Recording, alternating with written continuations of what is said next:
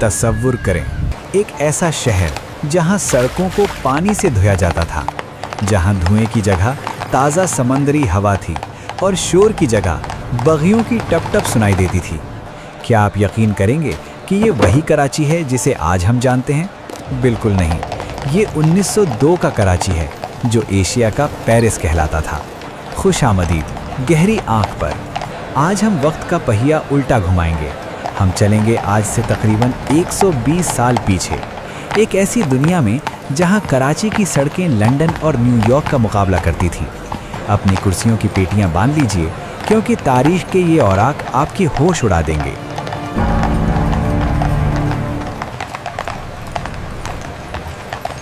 साल था 1902। बरतानवी राज का सूरज पूरी आबोताब से चमक रहा था। जरा सोचिए, एल्फिनस्टोन स्ट्रीट पर शाम ढल रही है, गैस के लैंप्स झिलमिला रहे हैं, गोरे अफसर और अमीर पारसी सेठ अपनी चमचमाती बग्घियों में घूम रहे हैं। उस वक्त के कराची में गंदगी का नामो निशान नहीं था। सुबह सवेरे म्यूनिसिपैलिटी के मुलाजिम सड़कों को ऐसे चमकाते थे जैसे कोई अपना घर साफ करता हो। मैरीवेदर टावर अभी नया नया तामीर हुआ था और उसकी घड़ी की टिक टिक पूरे इलाके में सुनाई देती थी।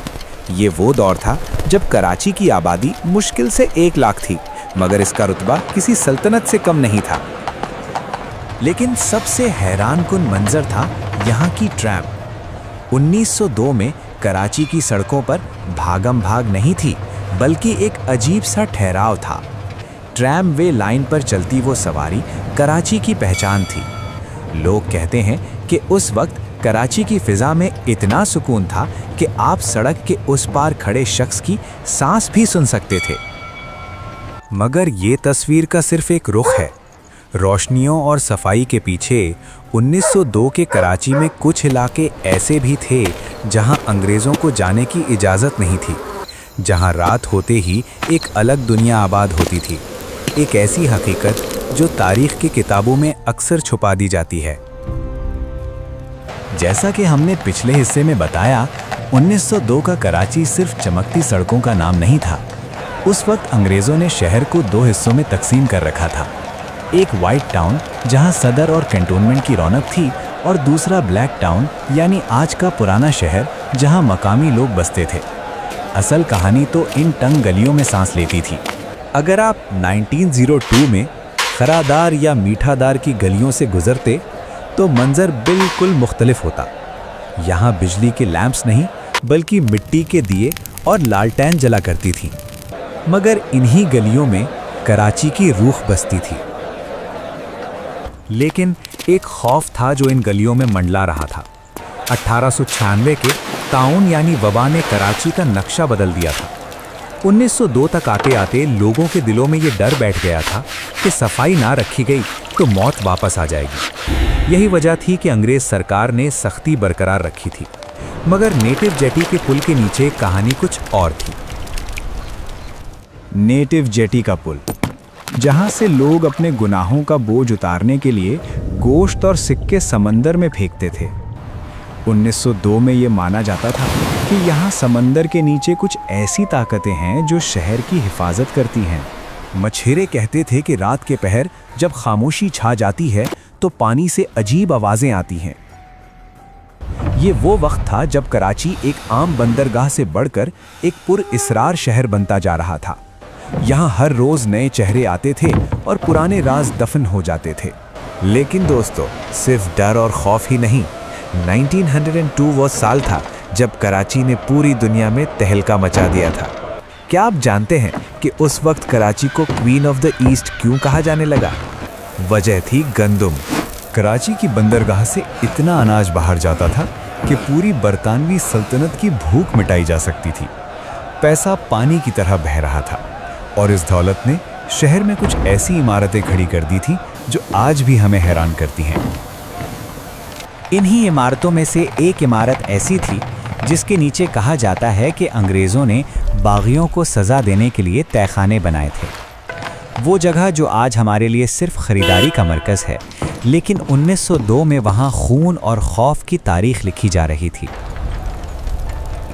वो इमारत कौन सी थी? और कराची की ज़मीन के नीचे छुपे उस अजीम खजाने की हकीकत क्या है, ये सब हम आगे देखेंगे। जुड़े रहिए गहरी आंख के साथ, तारीख अभी बाकी है। वो इमारत कोई और नहीं बल्कि कराची की शान एम्प्रेस मार्केट थी। आज हम इसे खरीदारी के लिए जानते हैं, लेकिन 1902 में इसके दरो दीवार से बगावत की दास्तान सुनाई देती थी। कहा जाता है कि जिस ज़मीन पर यह मार्केट खड़ी की गई, वहां 1857 की जंग आज़ादी के बाद बागियों को तोपों से उड़ा दिया गया था। अंग्रेज़ों ने ये आलीशान मार्केट उस खून आलूद माजी को छुपाने के लिए बनाई थी। 1902 में जब यहाँ सुबह का बाजार लगता था, तो अंग्रेज़ मेम साहिबाइन यहाँ से ताज़ा फल खरीदती थीं, बेखबर उस हकीकत से कि उनके पैरों के नीचे तारीख दफन है। एम्प्रेस मार्केट से निकलकर अगर हम थोड़ा आगे बढ़ें तो सुनाई देती थी नॉर्थ वेस्टर्न रेलवे की सीटी। ये 1902 का दौर था, जब कराची स्टेशन पर काले धुएं वाले इंजन्स की हुक्मरानी थी। ये रेलवे लाइन कराची की रगें थीं। पंजाब की गंदम और कपास इन्हीं पटरियों के जरिए कराची की बंदरगाह तक पहुंचती थी। कैंट स्टेशन का मंजर किसी मेला से कम नहीं होता था। एक तरफ यूनिफॉर्म में मलबूस गोरे टिकट कलेक्टर्स और दूसरी तरफ पूरे हिंदुस्तान से आए हुए मजदूर और ताजिर। ये वो जगह थी जहां मशरिक और मगरिब का मिलाप होता था।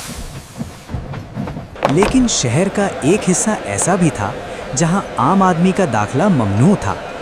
सिंध क्लब और कराची जिमखाना।